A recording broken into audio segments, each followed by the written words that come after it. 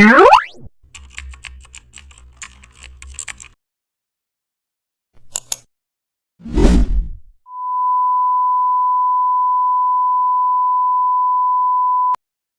back to the channel, and don't forget to like, share and subscribe for more updates. Today we are diving into an exciting tutorial how to create a laptop mockup design in Adobe Photoshop.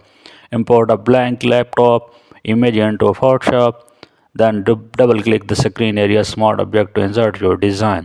And also align your artwork perfectly using transform fit to screen. And add a subtle shadow below the keyboard for realism.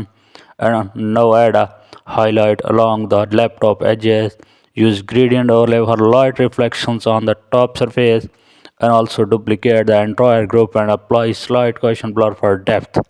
And insert a clean workspace background or wooden textures, and also adjust saturation to balance colors, and add a warm light tone